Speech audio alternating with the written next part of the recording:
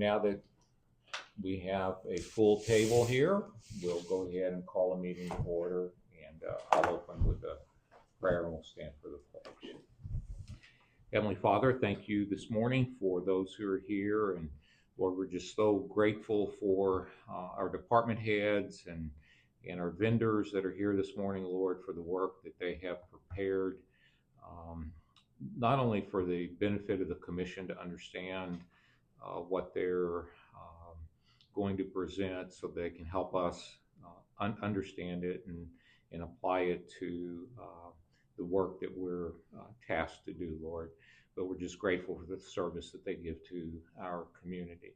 Lord, as we have celebrated the 4th of July and Independence Day, Lord, it was just a good sight.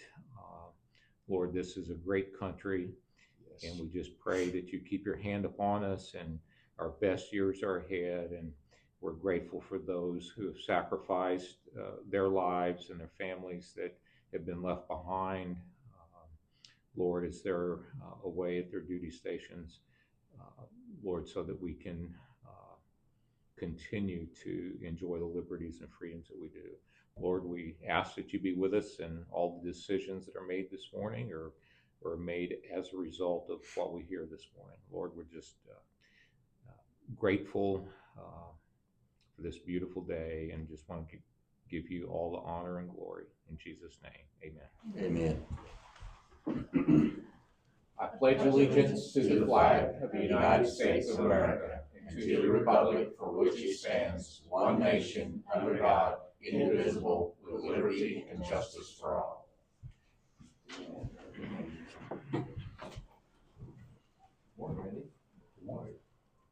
Okay, minutes for June 30th.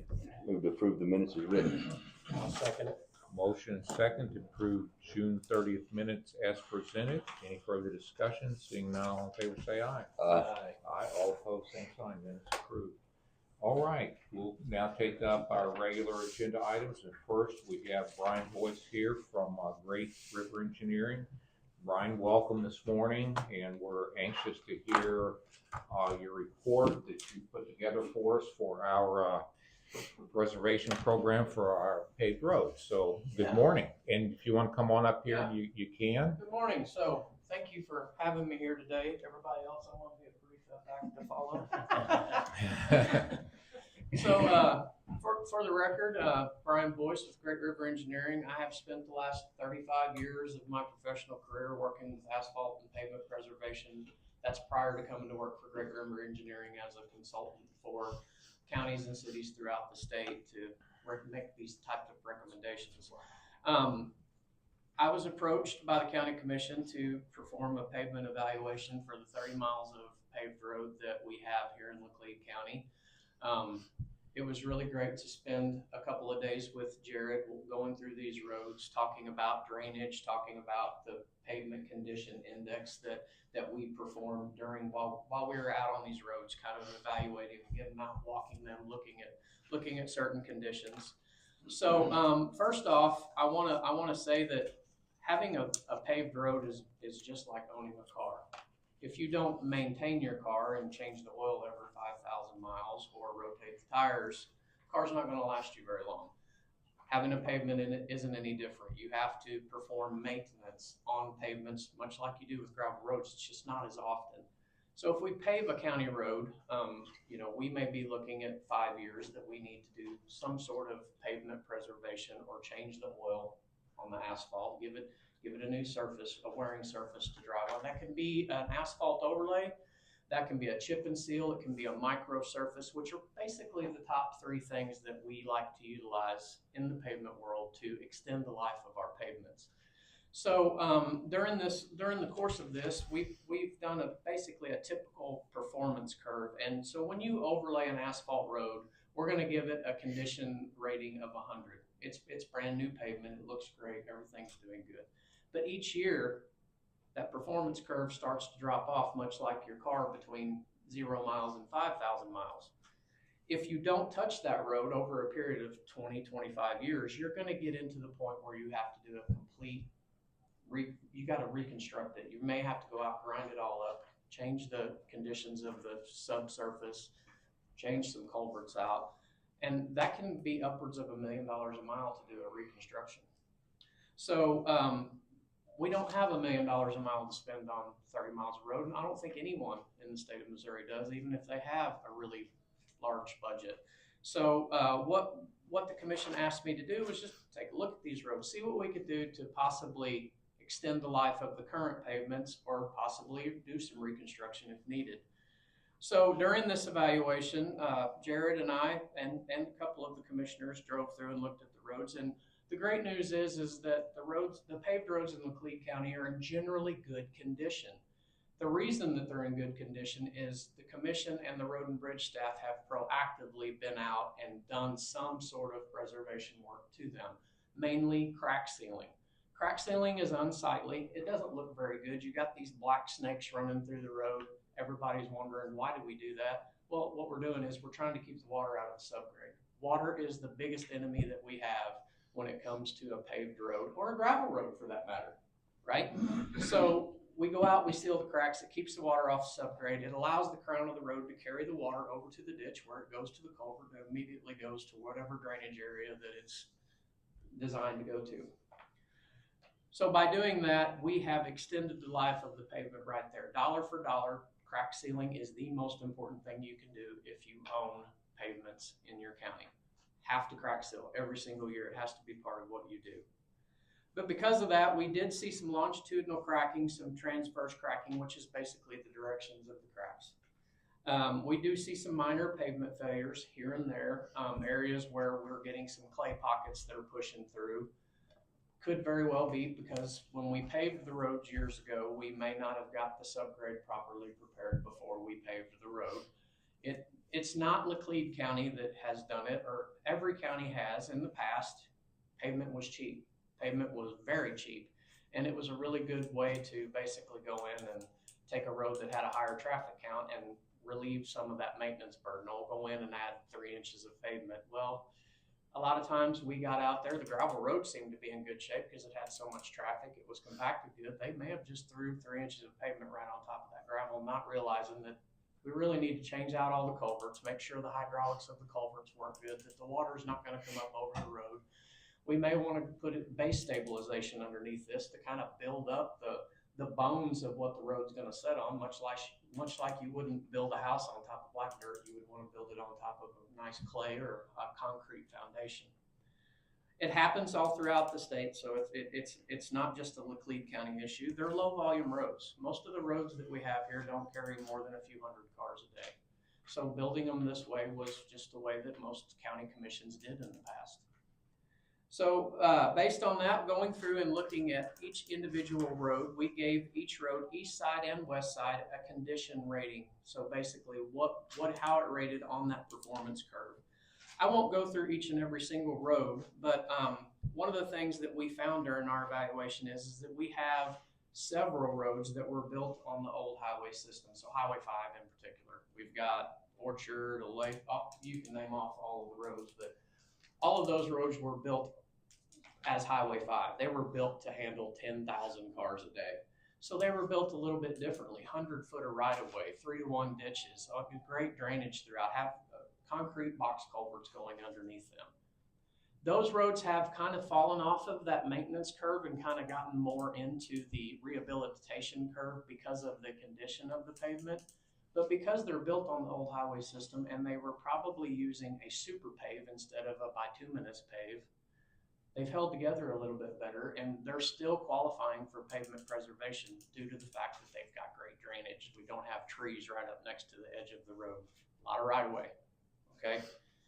So based on that, going through east and west, we evaluated each road, and we determined that the best course of action was to take a 4-year strategy in order to do pavement preservation on each of these roads. So the roads that were running between that 50 to 70 condition rating index, we put those in as year 1. And then we took the roads that were running 70 and 80 and put them in year 2, year 3, and then the roads that were a little bit higher into year 4.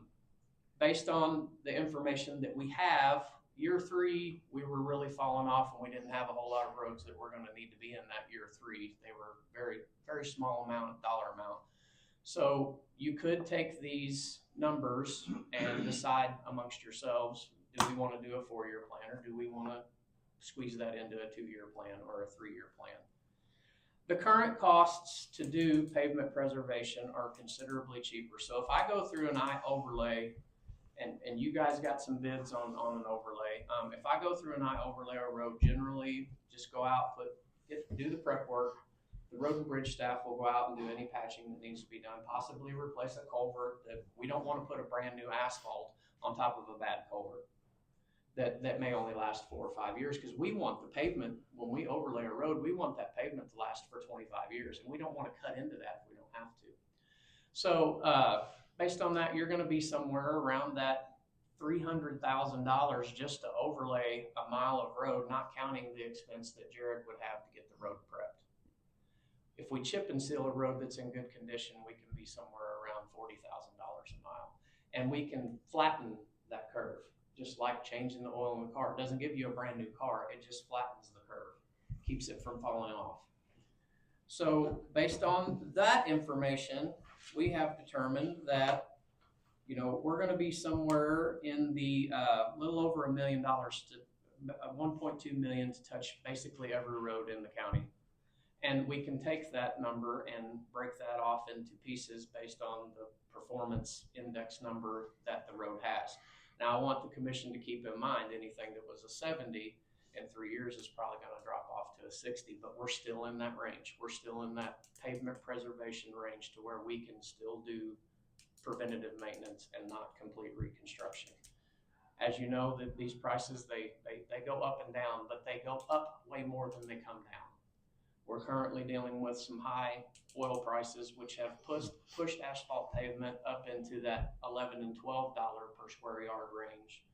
We're hoping that that falls off a little bit, but as we all know, gas prices go up, they come back down, but they don't necessarily drop way back down to where they were before they went up. So, Jerrod, you got anything to add to that? No. I did give you guys a map that kind of shows the roads that we have. It's very hard to see in the smaller evaluation, but I printed you off some larger ones.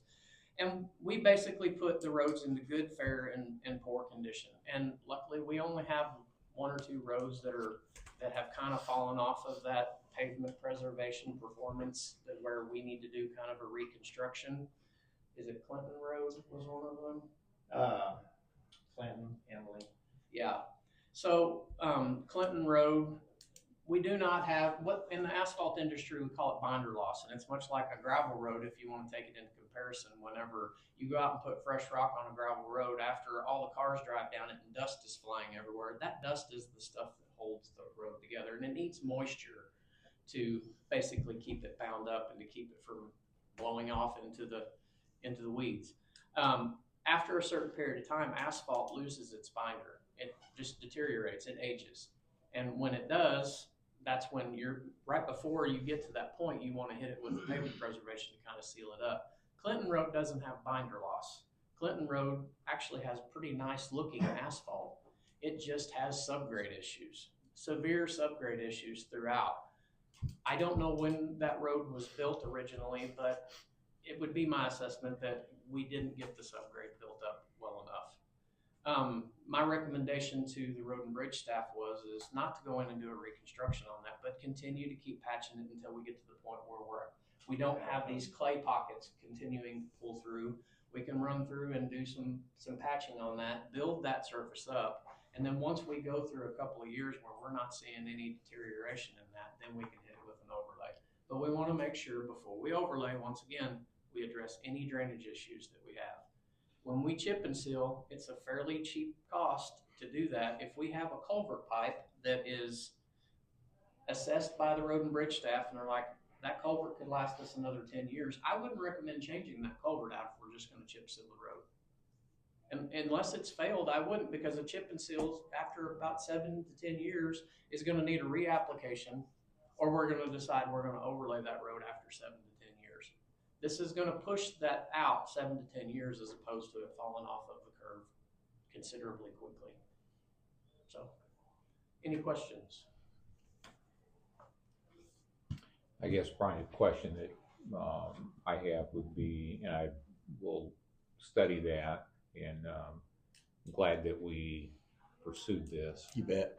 because we often hear from citizens out in the county regarding when can you pave my road. And of course, my answer has always been we have to sustain what we have before we can add. So I think this is a logical first step in us being able to evaluate any future additions to the inventory of paved roads in Laclede County. So I'm excited for what I'm going to find in there. We'll look at that, look at our budget. We have the last three years, we have budgeted some funds annually for some type of future project, knowing that we would have either some overlay or what it might look like if we could expand our inventory. So we do have some resources available, and those are mainly due to the increase in the motor vehicle fuel tax. So we've kind of banked some of that CART money, knowing that any project we'd undertake could be expensive. And this sounds like it's a viable option. So again, looking forward to working with Joe and Erik to see what we can do. But my question, I guess, would be, you just mentioned that if we can do a chip and seal over an existing road, and I want to make it clear, we're not proposing to chip and seal roads that are not paved. I just want everybody to know that, because that's not been a good experience in the county. So what we're talking about is chip and seal from a preservation standpoint, existing paved roads in Laclede County. That is absolutely correct. I will not say that chip and seal on gravel hasn't been successful for some counties throughout the state. I've worked with many of them, but they have their own chip spreader, they have their own oil distributor, and they need to reapply that chip and seal every year until they've built it up enough to where it can sustain itself. It's not cost effective over time, it's cost effective over a matter of years in order to build that road right. Chip and seal is pavement preservation, not gravel road upgrade. There has been some bad experience, not only with you, but with other counties that have proposed to do this as a form of dust control. There's many other ways to do dust control on a road without having to do that. It's not a great idea. When you apply something, you want to do something that's stabilizing the base. You want to build a road up and stabilize the base before you pave anything. One of the things that I find very interesting is that the cost of doing roadway maintenance it continues to go up every year. The cost to buy a motor grader goes up. The cost to buy gravel goes up. The cost of diesel fuel goes up. But our revenues don't necessarily follow with that. They stay fairly flat most of the time, and they're not keeping pace with the increased cost of basically doing business. And I think that's for anyone out there. So developing a strategy on how you can maintain and keep all of your roads in good condition. I congratulate the commission for taking a proactive approach to doing this, because there's a lot of folks out there that don't. They're just letting them completely fail and possibly turning those roads back to gravel because they're cheaper to maintain. Once roads paved, it should stay paved. In my personal opinion, you build your house, or you become accustomed to a road being paved. You have 30 miles of pavement. That's a lot. It's a lot to maintain. So I congratulate you guys for taking this proactive approach to try to figure out how you can stretch your dollars as far as you possibly can and make sure that all of your citizens are taken care of and that the roads remain in good condition. So my question, and maybe another question, Brian, would be then, so we evaluate this, we move forward with this, and this is a 2, 3, or 4 year project, okay? Let's say we take one of our paved roads that's in that 70, 80 index range that you've assigned to it, and we do a chip and seal on it for preservation. Lower cost, it's going to get us maybe another 7 years, I think I heard you say, okay? Any idea that you could give me, okay, okay, at the end of that 7 years, then I know we would reevaluate that, but what condition would that road be in at the end of 7 years that we would take a different approach other than another chip and seal? And of course, going to be a lot of factors there. I understand that, but just generally, can you give me an idea after that 7-year time frame what the commission would be looking at? Yeah, so that's an absolutely great question. So you almost really answered it yourself. You really are going to have to, the road and bridge staff not only will be reevaluating this thing every 7 years, they're going to be reevaluating it every time they're on it. Sure. So, Jerrod's going to drive down one of your paved roads and he's going to recognize there could be a problem there. It could be a drainage problem. It could be a tree fell on the road and knocked a big chunk out of it. So we have to continue to keep evaluating these things all the time, and road and bridge staff will stay on top of that. But in a perfect world, in 7 years, we will go out and reevaluate these roads and determine whether they have fallen off of that performance curve by a lot, or if they've maintained themselves, and they're in great condition still. We haven't increased the traffic count because we haven't built a subdivision, or we haven't built 25 houses on this road or whatever. It's likely if everything stays as it is and all of the drainage is good, we can reapply another chip and seal in 7 years. We're going to apply what's called a 3/8 chip and seal. 3/8 trap rock would be the recommendation, but whether we use trap rock or another form of rock, we're going to use a 3/8 chip. And the reason we want to use that is basically it's giving a little bit more meat to the pavement. It's 3/8 of an inch thick, and that means that 2/3 of that rock is going to be encapsulated in oil, and 1/3 is going to be sticking up, and it's going to be a nice surface over the top of the road that eliminates some of the smaller cracks, and it allows for that road to continue. If it's at a 70, we're going to push it at a 70 all the way for the next 7 years. That's ideal. If we go to re-chip, we may be able to reduce that back to a 1/4 inch rock, and a 1/4 inch rock would be less cost. But because we're going to kind of tackle these roads that are in the pavement condition index of 50 to 70, we want to apply that 3/8 rock to really give it that long lifespan, and then reevaluate that road, possibly come in with a cheaper form of pavement preservation at the time, based on what our budgets look like, based on what the condition of the road is. So it's really a lot of factors. As you said, you pretty much answered the question as you was asking it.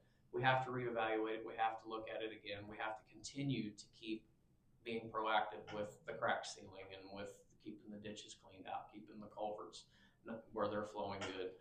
If we build more houses or we put more houses out on the road, making sure that they have proper drainage, making sure that their culverts are operating properly. If they're moving water from one direction to another, that we're compensating for that with our crossroad culverts. So many, many things to factor in, but once we get these roads in this to where we're flattening this curve out, it's going to take constant monitoring, just like it does now, from the road and bridge staff to make sure that everything's looking good and we're keeping up on maintenance. I know that you guys drive all of your roads constantly. Jerrod drives all of his roads constantly.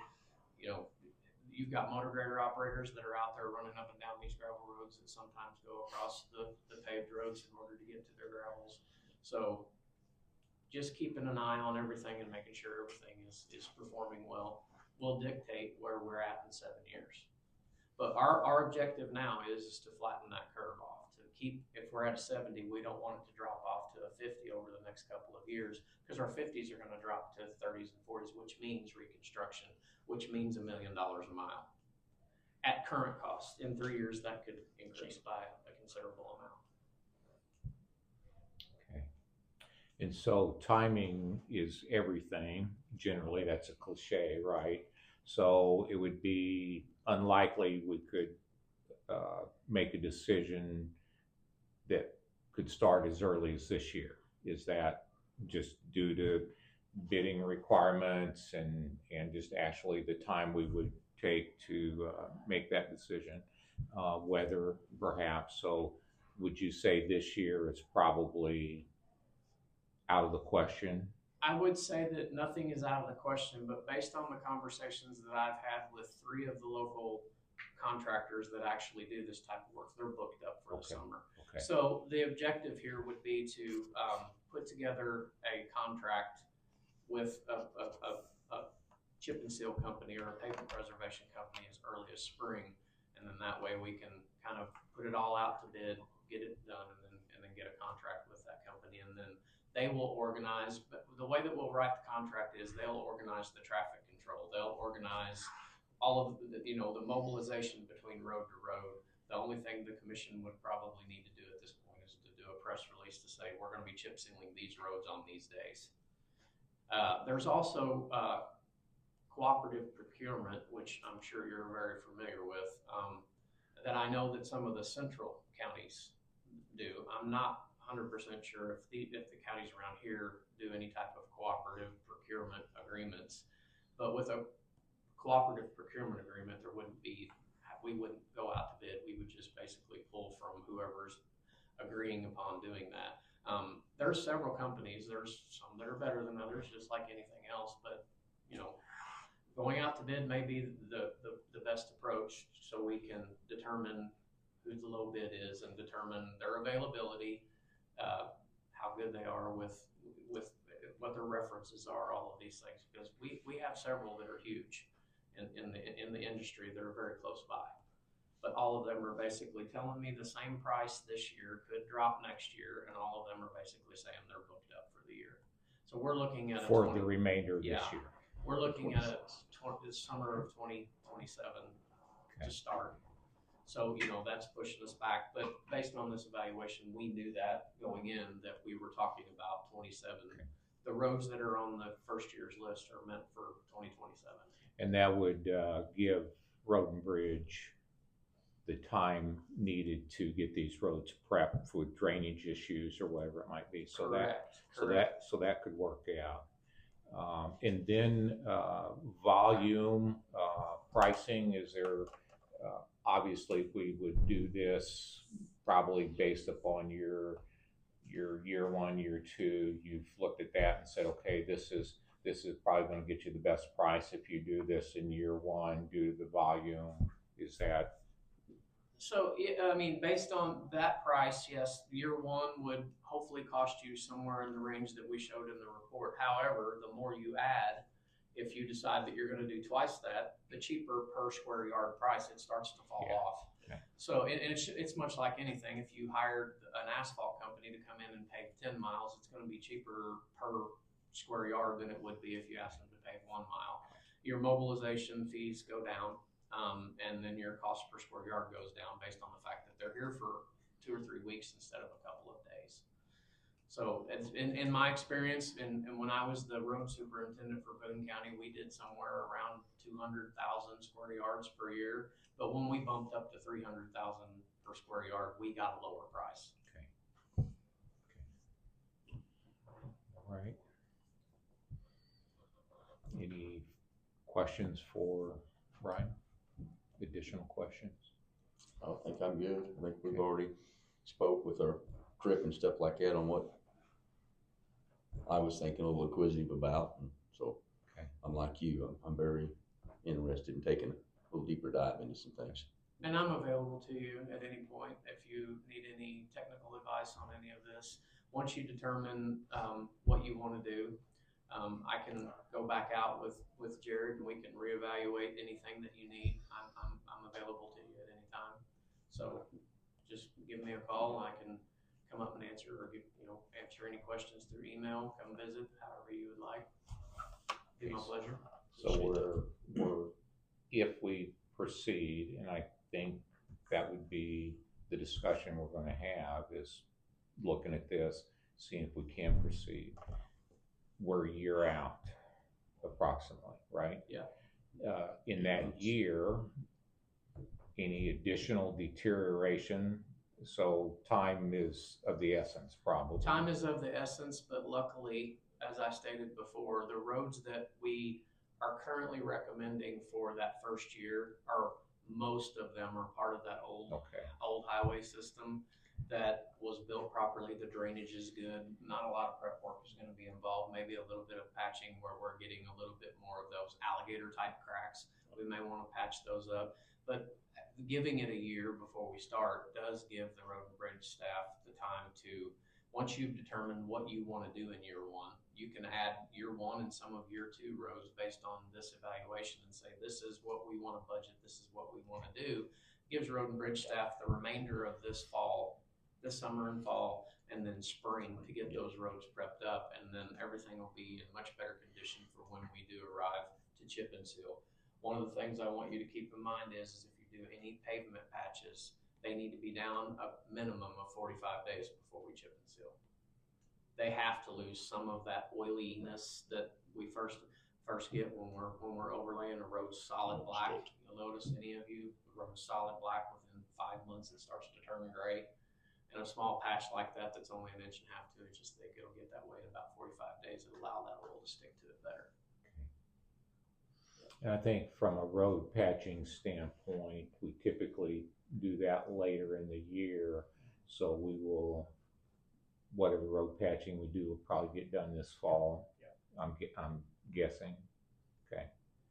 All right, Bryan, that's a lot of good information. Looks like everything we asked you've provided to us, and again, we will review that further, and we will make our decision on how we're going to move forward with that. So we appreciate you, appreciate our relationship with Great River. You guys do a great job for us, and look forward to working with you on these type of projects now and in the future. So Bryan, we appreciate you very much. Thank you guys. Yeah. Thank you very much. I appreciate the opportunity. Thank you, Jerrod. Yeah. Jeremy get his phone fixed? I don't know. He hasn't called me back. So that's a no. That's probably a no. Yeah. Okay. All right, now we'll take up department updates, and Randy, we put you on there first, so good morning. Good morning, sir. How are you? Good, thank you. That will be hard to follow, but I'll try. Erik, get your stopwatch going. Get it going. Good morning.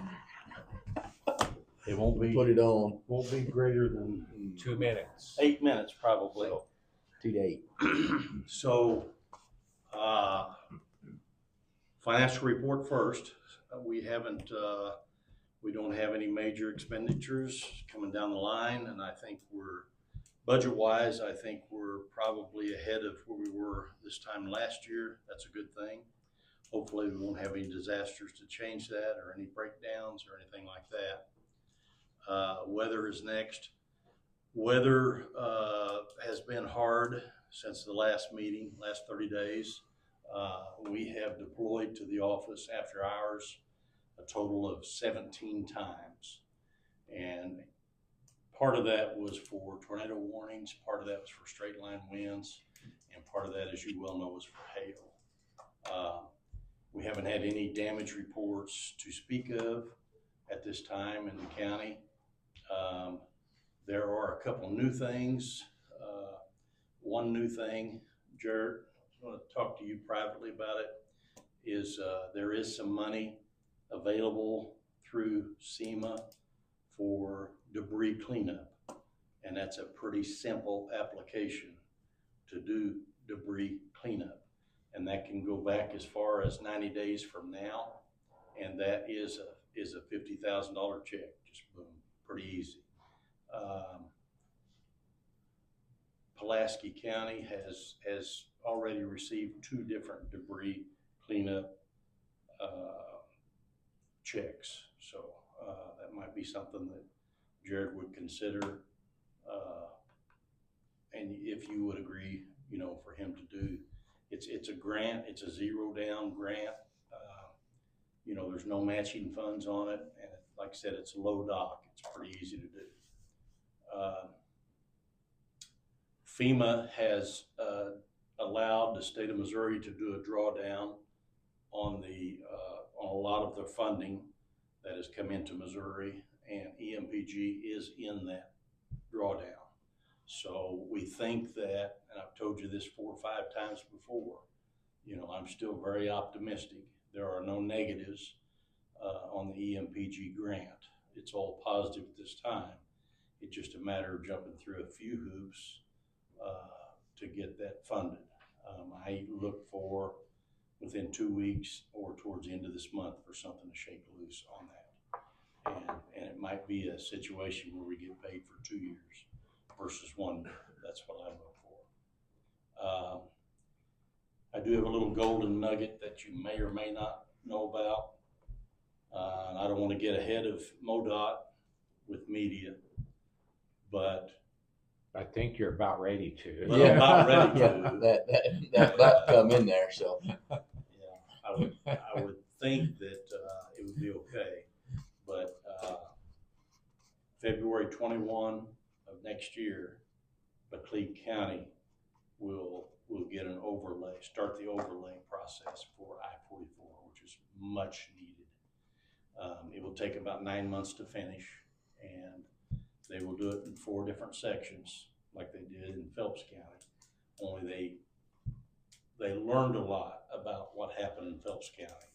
So ours won't be neck down like this to go into the other lane, you know, like it was, if you remember that, you know, if you went through that area 6 months ago, I mean, it was bad. So ours won't have those narrow situations. They have changed their process a little bit for Laclede County, and our lanes will be normal width, but they'll be cut down to 2 lanes in those areas. That's the bad news. The good news is that in 9 months, you know, we'll have a new product out there on I-44, which is much needed right now. And you can verify that through MoDOT in Jeff City, their PIO. I forgot her name. Jack. That was for you, Jack. Other than that, we are kind of narrowing down on our storms. National Weather Prediction Center says we're going to have a couple more weeks of this, you know, where you go high energy, you get 95 degrees to 100 degrees, and the next day what happens invariably, you know, severe storms. So we'll have a couple more weeks of that, and then we'll probably go dry. And by dry, they mean dry this year. So thank God for the rain that we've gotten and the crops that we have and the hay that we put up so far. So that, you know, that will probably change as it does every year, only we're going to have a couple more weeks sporadic. Friday, they're saying we may have, you know, a thunderstorm. Other than that, office is in better shape than it's been in 13 years. The staff is better than it's been in 13 years. I'm very proud of them. They're doing a super job. I have nothing negative to report. Let's go back on the EMPG grant for a minute. Have they opened up the reporting process so we can submit our quarterly reports? Yes and no. Okay. They have given the new guidelines, the new criteria, and they've given us time to adapt to their new forms and blah, blah, blah, blah, blah. We're ready. So they have opened it up, kind of, but we're not able to submit it. We can't submit until they say it's time. Because usually it's my understanding they pay us quarterly based on those reports, and that portal has been closed for quite some time. It's still closed. It's still closed, okay.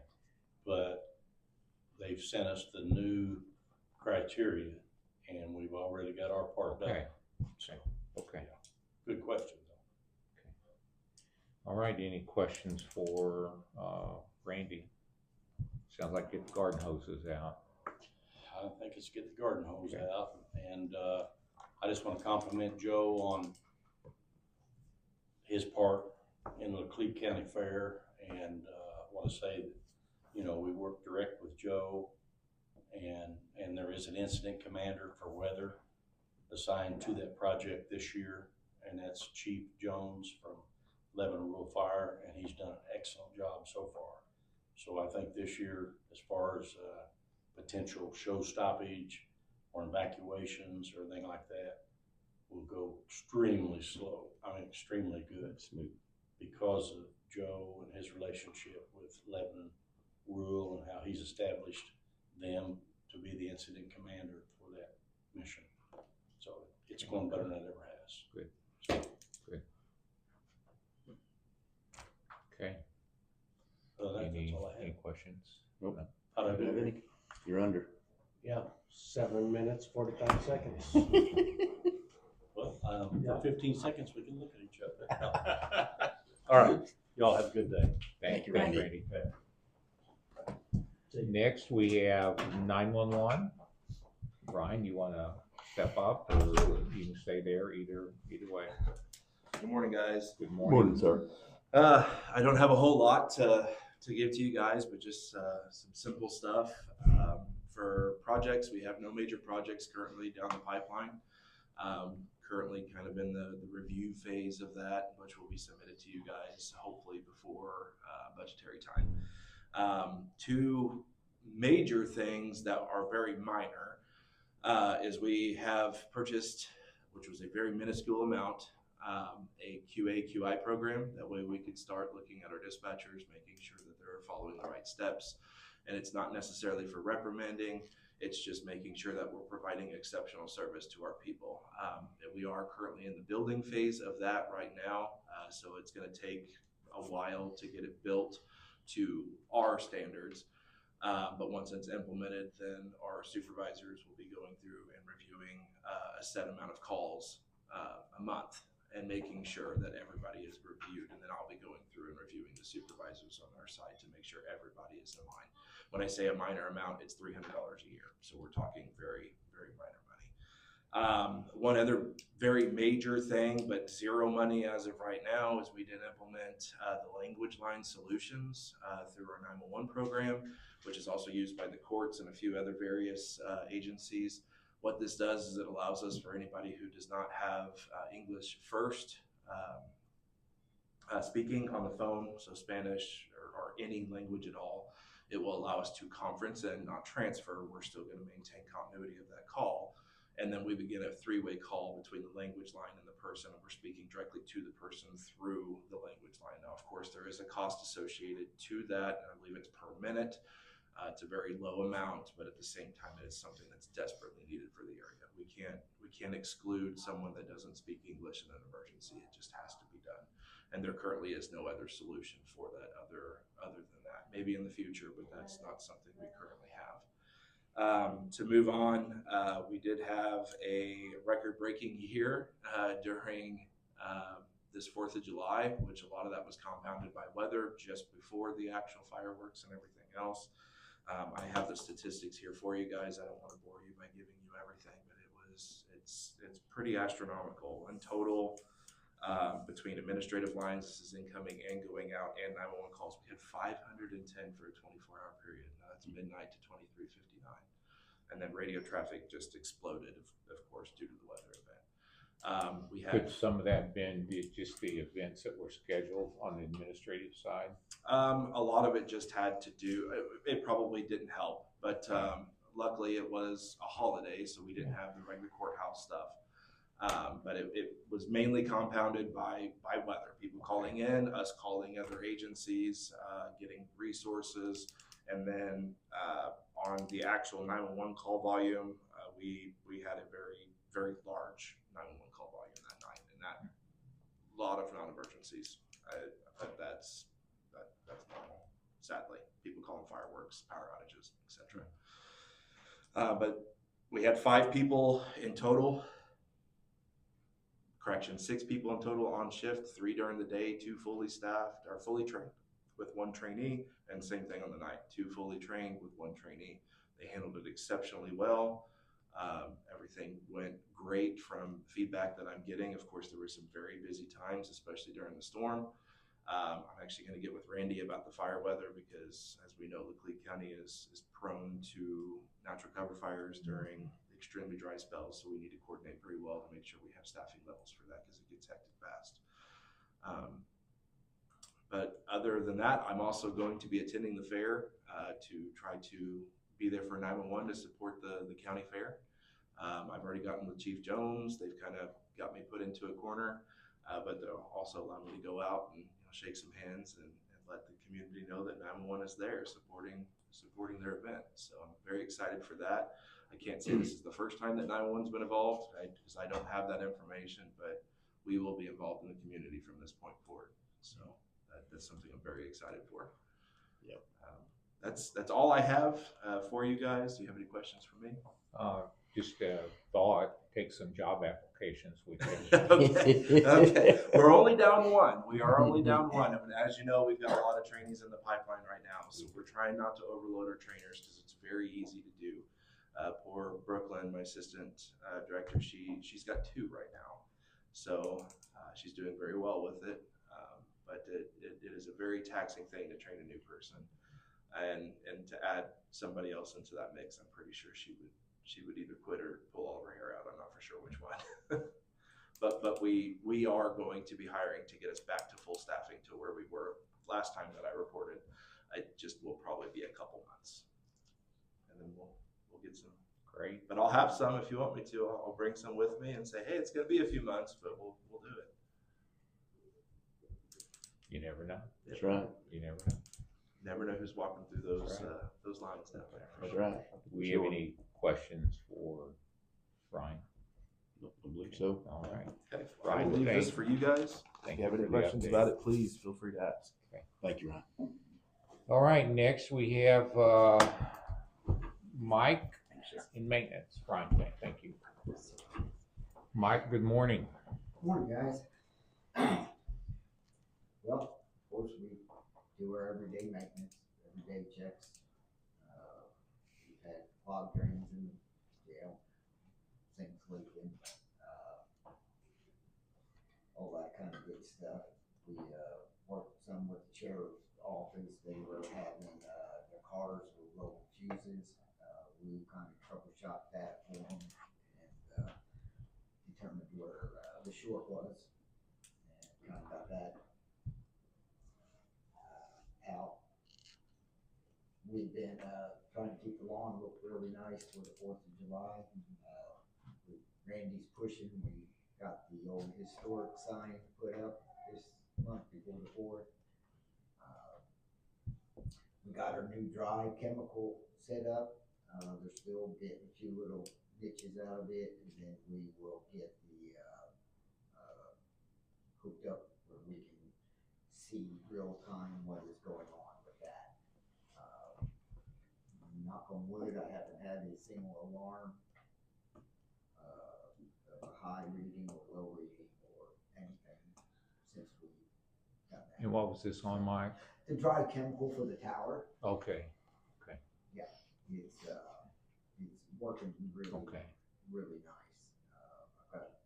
We've got one slope sticking a little bit that's allowing a little bit of water to drip out, but we'll get them to address that when they get back here and continue setting up the rest of it. So,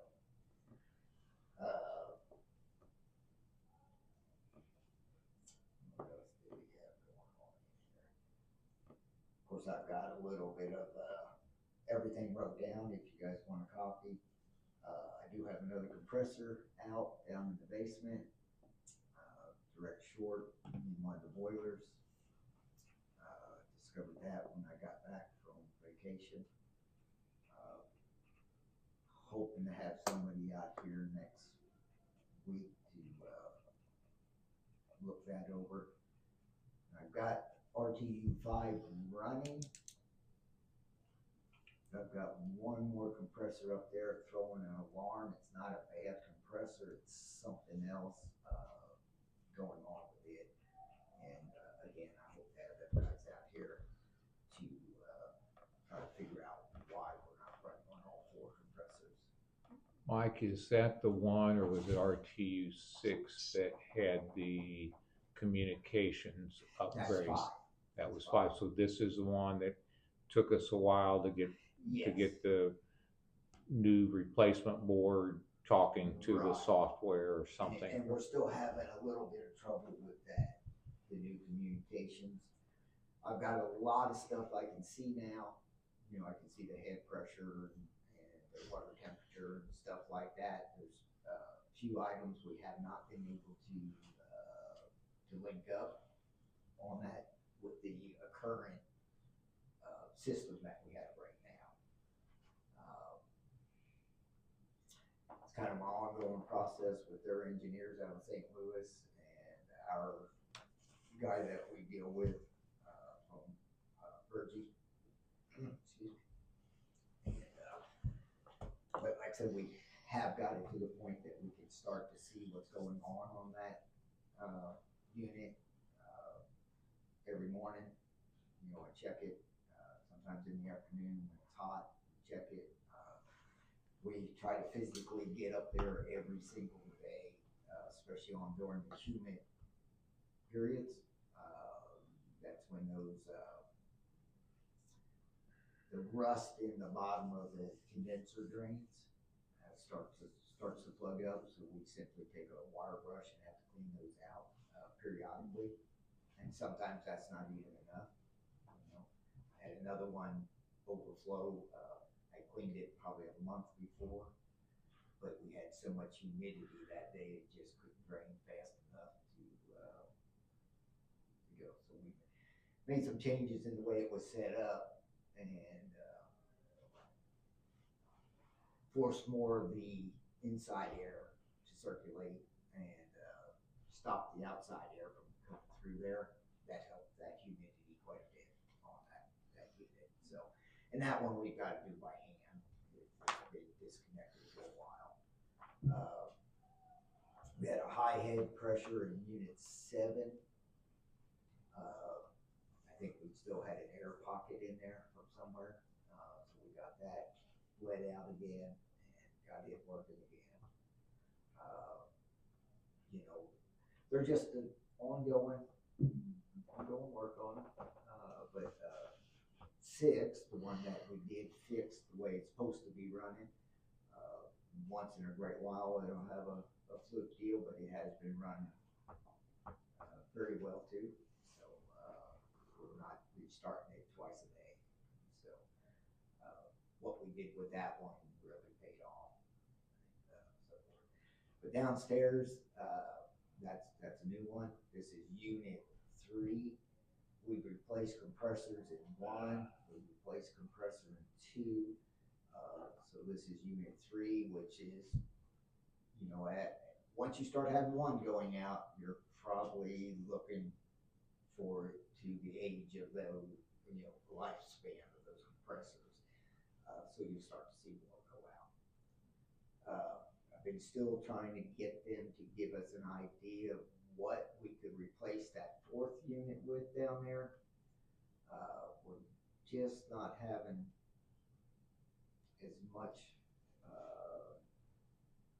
luck with finding something that's compatible right off the bat. So we're still pushing them on that to see what we can find out about that. I've had I had a couple other people look at that, and so far, not very much luck. All the jail locks are in, so we'll start replacing all those. We had the guy come down and kind of give us a class on how to install them. He has to manufacture or change out the hook that's on the back of the lock that will grab the mechanism. It's specially made for these locks, so we're going to have to probably manufacture some of those. We have enough to almost get them all done because we just take them off the old locks and put them on there, but we will be shy of a few of those. So he is working on getting that fixed up for us, so we'll have those locks in there. Had a meeting yesterday with the Morris flooring, the concrete. So we're looking at the first week of September to start our jail project for all the floors. I think Jack and Lacey and the guys have kind of got a plan on how we want to attack that. We will probably, between me and Lou, we will probably change our hours up a little bit because they will be working a little bit later. till about 10 o'clock at night, 12 to 10. And then when they start the downstairs portion intake in that area, they will go from 7 to 7. We're looking at, and we did this, we kind of give them a liberal amount of time, but we're looking at 14 weeks to finish the whole project. A lot of that's hand grinding in areas that you can't get the machine, so it slows it down a little bit. He is recalibrating all his machines to make sure they are within the standards to run inside with the propane, so we don't have any issues there. He just needs 110 power for the smaller machines. So we're looking forward to getting that started. That's going to be a much needed deal. Why we're doing that, we're going to pull up them toilets that leak around when they dump them off water on the floor. So we're going to tear that up and try to have those fixed. And talking with Bridget over there, I've been trying to get a couple bids on replacing those showers in iPod that leak. I guess they've leaked since day one, and so I'm reaching out to some organizations that might be able to come in there and possibly do that while we're at the same time. She thinks she can come up with the money for that. So we're working on that also. Like I said, other than general maintenance, I think that's close to what I've got right now. So I would compliment you and the staff on the grounds. The grounds really look nice. I think the community, the county can be proud of that. So thank you for the job well done there. And then I know on the cooling system, we don't see what you do every day, but we know that when you have to wear a jacket in the commission meeting room, that things are working well. So it may go unseen what you do, but we see the results of it here, and that is refreshing in the sense that all too often in the past it's been when they quit, then we deal with it, and you've taken a proactive approach that I think has kept the climate in this building managed well. So just two kudos to you and maintenance there. So yeah, I've got two really good people I think that work for me. Yeah, and they did an excellent job while I was gone. I just checked with them about not every other day, maybe, you know. It's hard for me to just do we have any questions for Mike? No. No. Okay. I believe so. Mike, thank you. Unless you got anything else for us. not the moment. Okay. We've got it covered. All right. So Jerrod, you have to follow all of that now. So Let you last. You must have a long one. tell us what's going on. What's happening Road and Bridge? Road and Bridge. Since last month, still continually focusing a lot on pipes. I know we've been changing a lot of bigger pipes out. We just wrapped up a job last week on Sassafras, changing out 2 big pipes over there.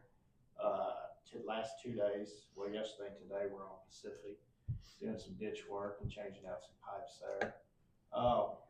Just kind of want to let it be known out there, when it comes to pipes, especially cross pipes, we, as the public, to be informed. I mean, most of the time it don't take us too long. We don't have to have that road closed all day.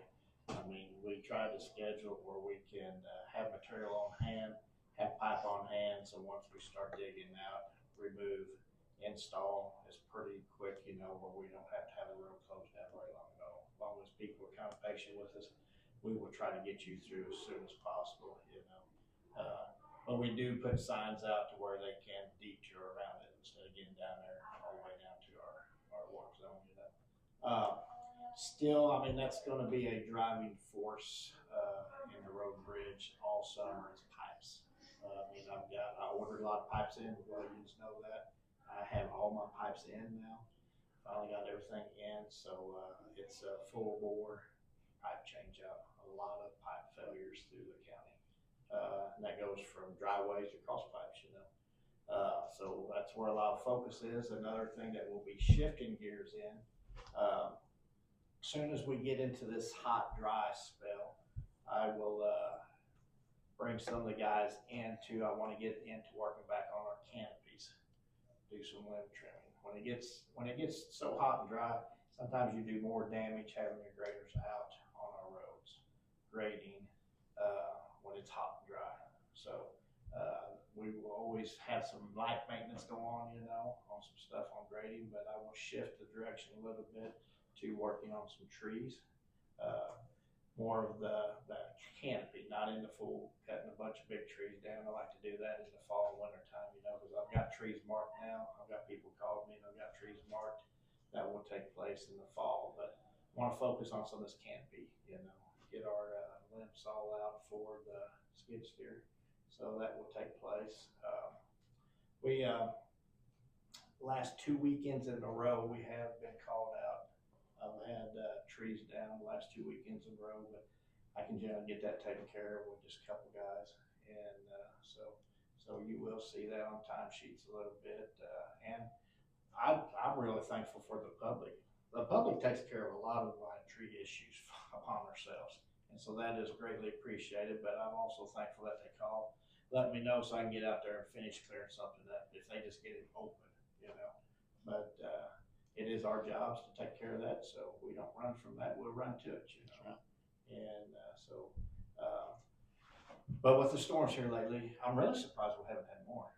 Now, I know Camden County has been getting hit bad, and they had a bunch of trees down. And we actually had another one yesterday on sassafras that was down. And so one thing for his expenses, I did the Chevy dump truck, which has been parked in our shop for a while. I wish it would have done been taken care of, but I brought it in. That piece of equipment has not been used for, I don't know, a few years now. Brought it in, got the transmission out. I got a brand new transmission sitting in the shop floor now to put back in. So that truck will be hopefully up some soon, you know. But that is an asset for the county. We do have a spreader, salt spreader bed for that truck. We've got a plow for that truck. From my understanding, previous talking to other people there, that was a very good tool to use in the wintertime also, and it can also be used up at the courthouse, you know. So instead of having equipment set, I've been trying to bring some of these back, you know, if it's within reason. Of course, looking at the expensive stuff, you know. And I still think it's within reason to fix some of that stuff, because when you look at new equipment prices nowadays, you know.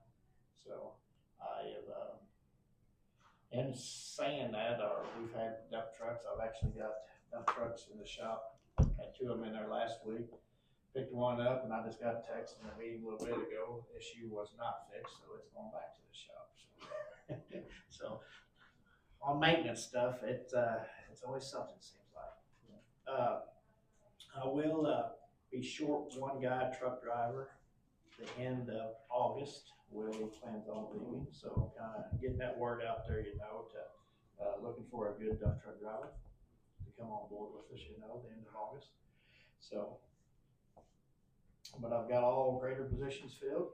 I know we had a little shift from last time meeting, the sleeper area, the shift in operators out there, but Nate is back in there doing a good job. Just that area is gonna take a little bit to get back up, you know. We went through a couple operator changes there, and so, but in a good direction now. I'm very confident in Nate's ability. He's learning more and more all the time.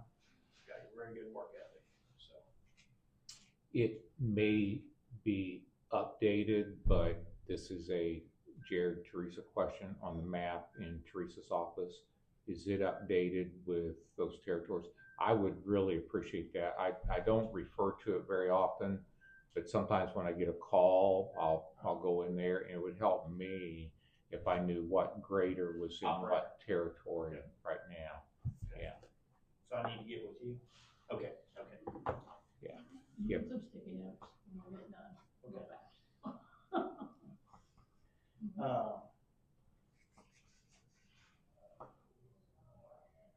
Can't think of anything else. You guys got anything? Well, maybe just to address Bryan's Yes. presentation. I would. Do you have a good understanding, and I say that not understanding what needs to be done, but a good understanding what a schedule you might start looking like if we pull the trigger on that? Because I know you have a lot with your cross pipes, with your tree removal, and you're going to do some patching, and you're going to do some crack sealing. So I know you have a heavy schedule, but if we move forward with that, can you be ready if we do, and we need to look at that and say, okay, we're going to do year one only or whatever, you're confident you can get that ready for us? This year, I'm gonna have to still do crack sealing and some asphalt patching. Okay. That's where I'm gonna schedule in this year, and also to be projecting for next year. So that the crack sealing, it ain't gonna matter on that. I'm gonna have to cover the whole roads again to keep that same, what we've been having for the last few years, keep going. But yes, I will have to sit down and schedule, looking at what's going to be projected as we look at this. We're going to combine if we're going to combine 2 years, or if we're just going to do 1 year, then I have an idea, For basically everything is set up for right now. 1 year is basically, like I said, the old highway. There is not a whole lot of, there's maintenance. There's going to be some stuff that I need to do, but it's not going to definitely interfere with saying, all right, we have a contract coming in on this, we're going to have a crack seal go on this date. That can be met by us, yes. Okay. But like I said, this year I'm still going to be more in the line of the crack sealing, and I'm going to try to just cover all my territory again, like I did last year, same applications, but may be a little bit more aggressive on certain roads coming up next year. Okay.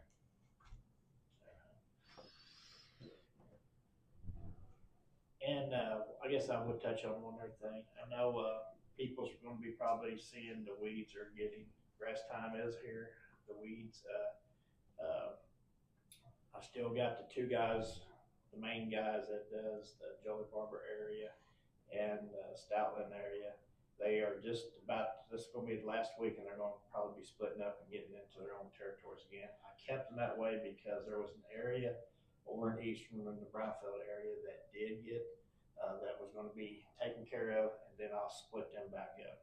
I've got 2 part-time guys that takes care of basically everything else on the eastern side. And they've been running, they ain't always running together. A lot of times they're on different roads, and everything, but doing the best we can. But I've been noticing since I've been driving around, some of this Johnson grass is really getting with it now. So I do see the intersections, and it might be for too long I'm gonna have to start hitting these other intersections, where there is some hazardous out there. So just trying to stay up the best I can. I know I pulled them back to some hot traffic roads like Normandy a week or so ago before the 4th. Nightingale, I want to get them hit before the 4th come up, So I did divert a few different directions there. So just trying to stay ahead of it the best I can. Yeah, and I would say that I think not running in tandem now would be a good approach going forward. Just get them back on their regular routes. That's just my observation, what I hear, a couple of calls I've had.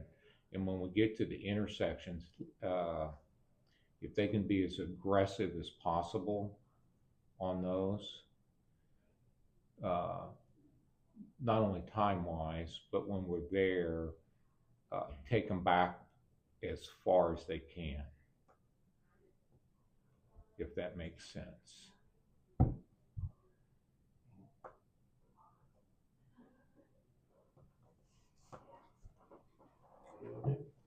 That's just my 2 cents worth. Any other questions? Are all the brush cutters working okay? No. Okay. I've got two, the two are new ones generally, but we still got hiccups every once in a while. The two older ones, I've got one I'm fighting every week, seems like. Which I did. It was one that's been parked, but I pulled back out, running 2 guys down there, the part-time guys, But I've had service guy out on it, diagnose it, had Hunter replace his sensor. It runs one day and it's back down having issues. So actually Rick's off all this week, so I just had Paul W get in that one of his and run it. So try and get the other one fixed. It's a continuous fight on that. I'm almost tempted to get the other one out over here, but nobody likes to run it, but it can be operable, it can be used. So it's kind of the way I'm looking at it. That's right. So Still gotta get the job done. yeah. Okay, do we have any further questions for Jerrod? Don't believe so at this time for me. No? All right, Jerrod, thank you for that update. Next, we'll go to CDT applications. We did last week, I believe, reviewed Conway Special 2. If there's no questions, I'll pass that down for approval. Move a motion to approve the application CDT tax for Conway Special.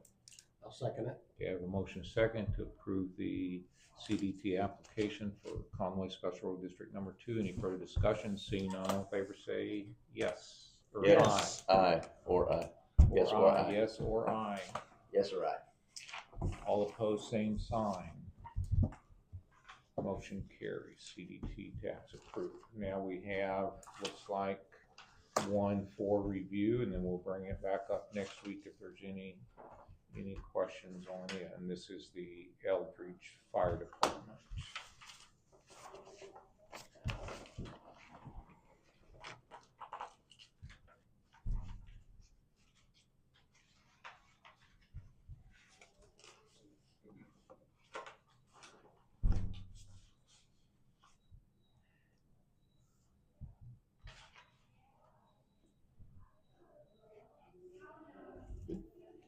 Yeah.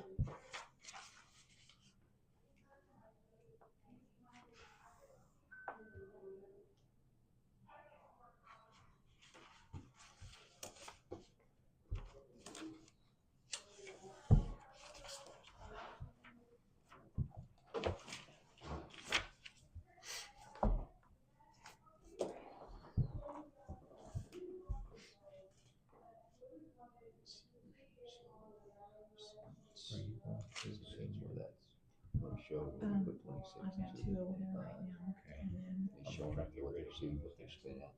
oh, no, and then at 10 o'clock, Mike and Tammy are going to, and Robin's going to watch the friends. Senator Schmidt's office isn't going to be here till 11. So I didn't That's know. okay. And I made Theresa aware that if you had to go, can she stay to finish taking minutes? And she said yes. So we may have a gap here. It should be easy. Let's get the seats on.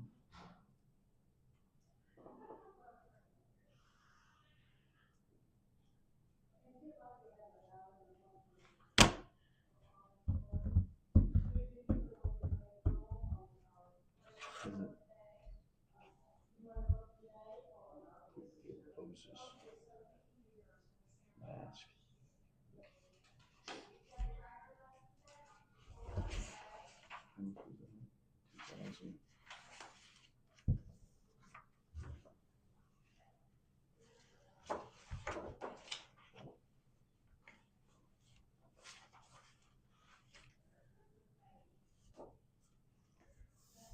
actually, this was, Bryan to take applications. Yeah. That's what One, they two, did. They've got three applications over there for judges. Would you like to be an election judge? Here's an application. It's a good time. You always be fishing, right? Something on there. Hey, go get it. Mm-hmm. Well, even at that, I mean, you can go for it. That's kind of what I was sitting there I'll thinking. bonus you for that amount of money. Leave all those. That's awful lot.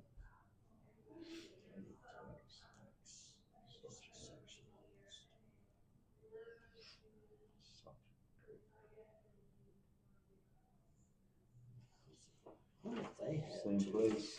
I wonder if they had to pay to get these from somewhere.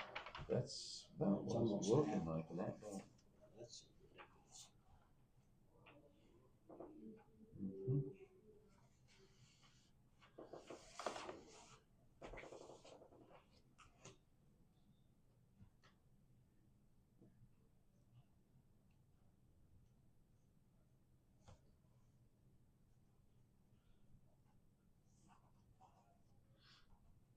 Kind of like that look. Mm-hmm. I actually started watering my garden a little bit over the weekend. Even after all this rain. I was gonna say after the Sabbath rain. Donations again. Nice to the spreadsheet. I like it. It's so Some spotty. thought put into it. No, And then yesterday here it was raining. yeah, we didn't, yard was wet, but That's right. nothing to speak of, nothing really in the rain, you know, just that much in the rain. So, no, I'm watering tomatoes and I thought it was corn, an eagle. Oh, Yeah. can you think Oh, of yeah. I thought it was an eagle. big cucumbers last night for the first time, not many. I don't know. I thought it was an eagle falcon. Got a couple tomatoes getting really That's what I thought. I'm pet cherries. You Actually, already my got some? granddaughter does. Mine If you are, don't, it must be those. I planted 3 different types of What'd you cherry do? tomatoes. I don't know. And some of this, You just got a date issue there. That's good. Like that freight thing. It's all gonna be. Yeah, I don't know what this, Yeah. Oh, that's not to hold anything up. I think everything for the most part, I mean, we've seen here, the only thing is we applied before and put it down for 26 instead of 25, but it says for 25 here. okay. That's really most And that everything was else the other than, reporting, so it looks good to bring back next week. I believe so, Okay. yes. For calling questions. All right, the next item on the agenda is Senator Schmidt's field staff called. They'll be here at 11 today, so I can't adjourn until they get here. They want to give us an update from Washington DC and probably take any questions or concerns we have back. So we will look forward to seeing it. They might get here a little bit early, but it sounded like it was going to be about 11 o'clock. So now we'll go into general county business. Okay, don't see anything, public comments, items listed on the agenda, none. Okay, we'll go to routine business, Linda.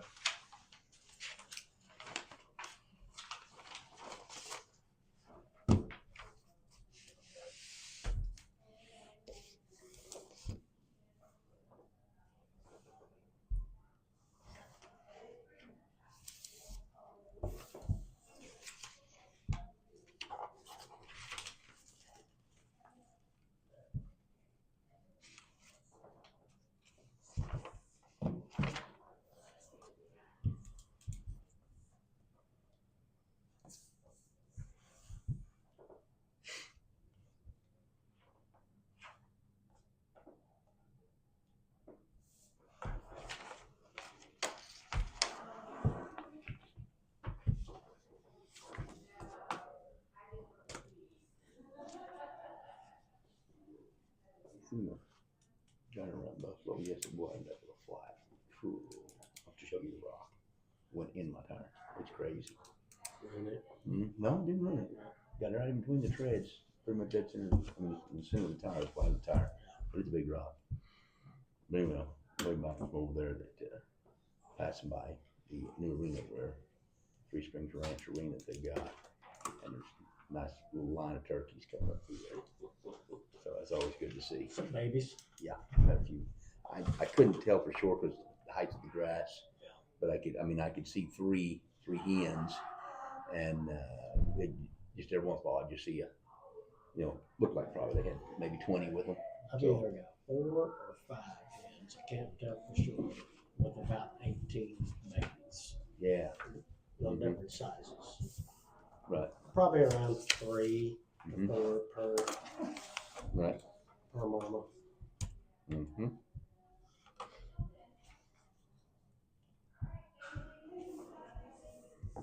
Which is a far cry from what it used to be, you know? Yeah. Well, I remember you'd see 18 to 20 chicks with a hen.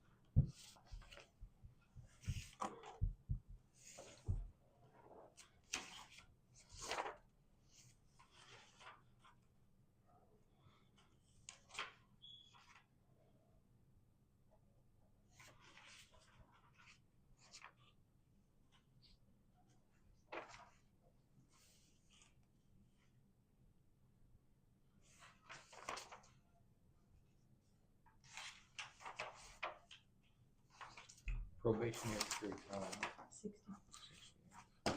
Probation for benefits is 60, not necessarily the job.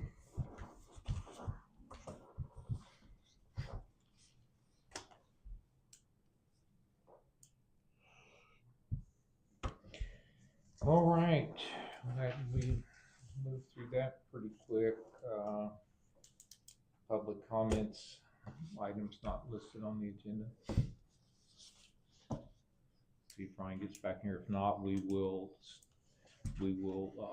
recess here till 11 o'clock. You guys want to look at that?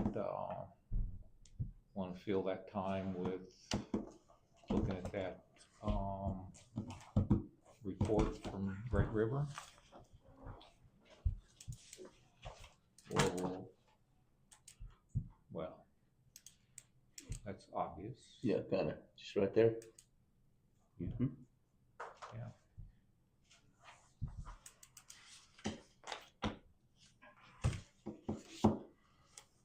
Would you get back over the fair and see lots more stuff?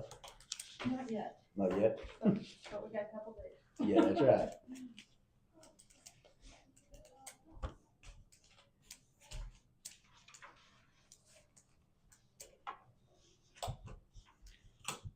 So, Jack, in your absence, we stopped at public comments, items not listed on the agenda. Oh, I don't have any. Okay, so what we're going to do until the senator's field staff, I gotta take just a quick break, return a call, but we're gonna come back and review the report from Great River Engineering, just use that as a time filler until they get here. And then before we do that, is there anything anybody knows of for next week that you'd like to get on the agenda? Oh, sir, nothing I know of. Okay. All right.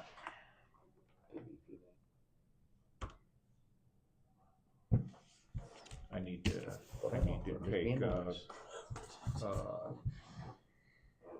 trip back to the